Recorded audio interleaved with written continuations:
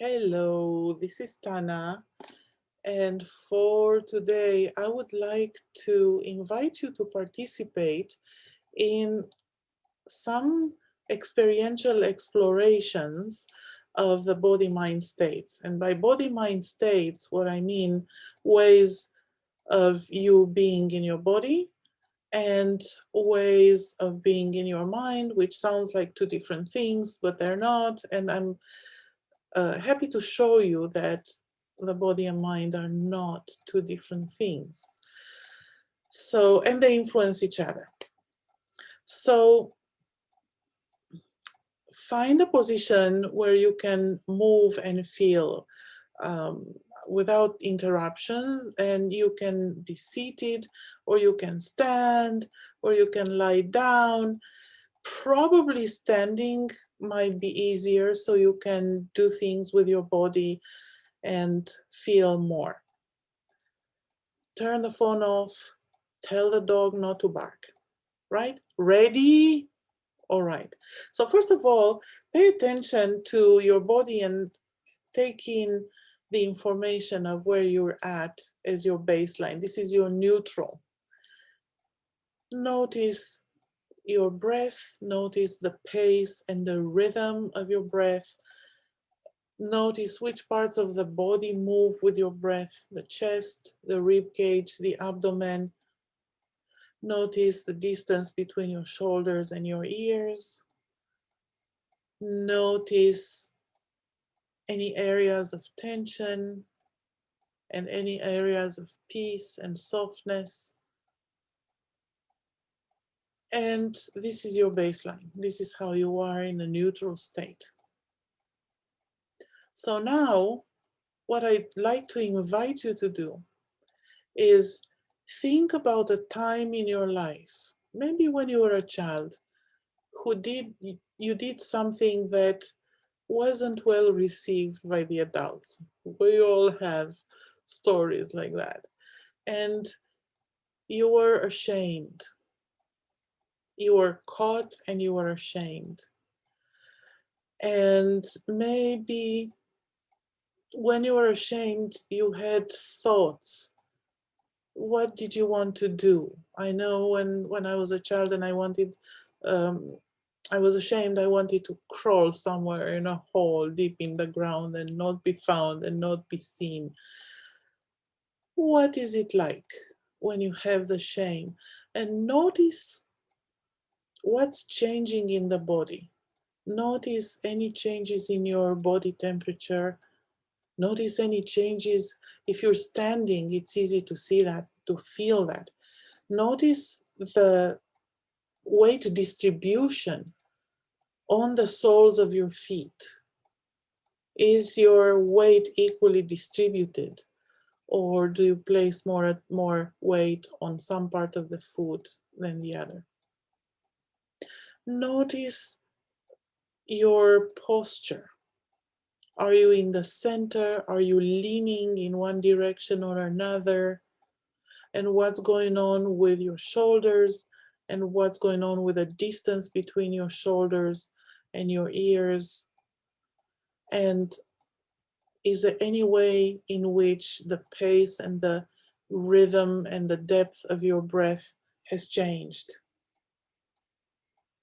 When you recall shame. What about the facial muscles? What are you noticing? What are you doing with your eyes? What is going on with the muscles around your eyes and forehead? And when you had enough of that, shake it off. Shake it off and brush yourself to shake all that shame off. And now I'd like to invite you to recall a time in your life when you have accomplished something that you are very proud of, and not only you were proud of, but other people were proud of you, and they told you so. And you are very proud. It was a big deal accomplishment. And feel that pride right now. And notice what's changed in your body. Notice how this changes the body weight distribution on the soles of your feet.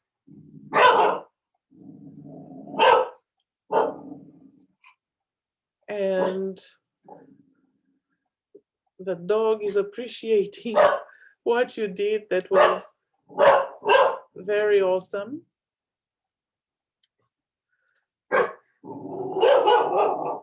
And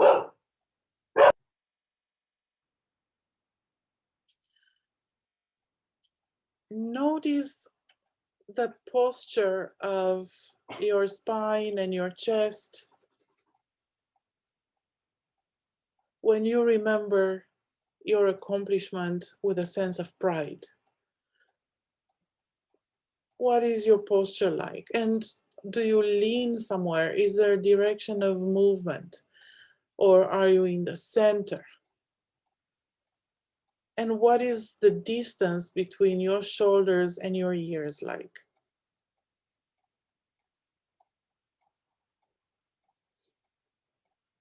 What else do you notice? Areas of tension, areas of peace in your body. What about the body temperature? Is there any change there?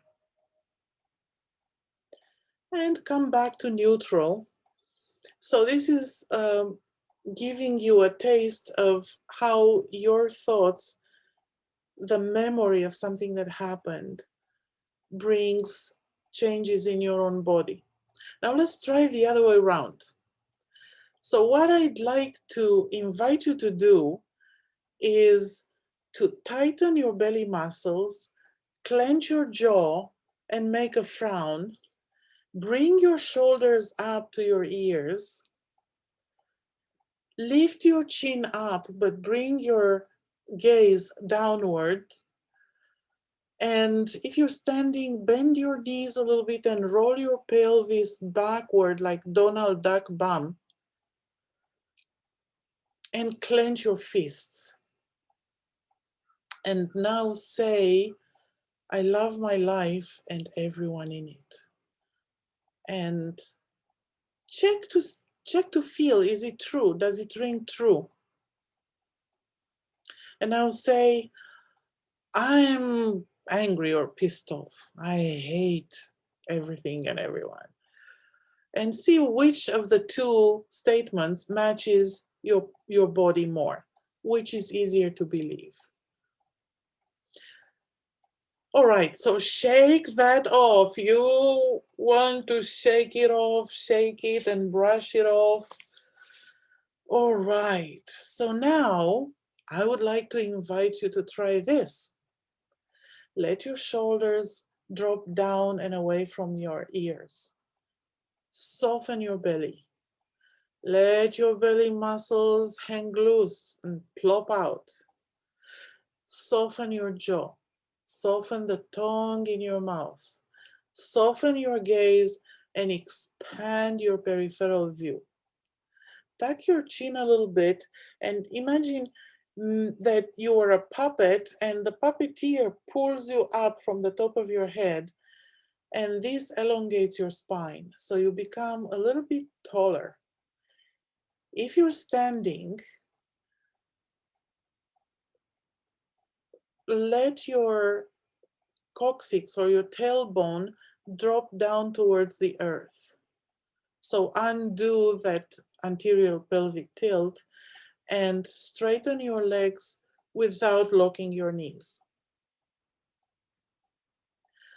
Let your arms come to the sides, a little bit away from your body to take more space.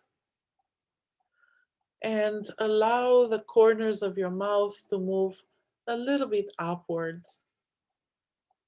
And now say, I hate my life and I hate everybody in it. And notice if that rings true. And it's not, it can't ring true because it's incompatible. This state is incompatible with this declaration. So now try this.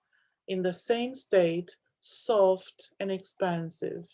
Say, I love my life and everyone in it. And notice if it's easier to believe, right? Yeah, this is congruent. This is when you're congruent between your language and your body. So this is how your body influences your thoughts, and your thoughts influence your body. And you are congruent when you send a message with your language and with your body at the same time. So you can play with it and try different postures with different declarations, and let me know in comments or text how you find these explorations for you, and how are you going to apply them in your life. All right, all the best to you. Have fun. Mwah. Lots of love.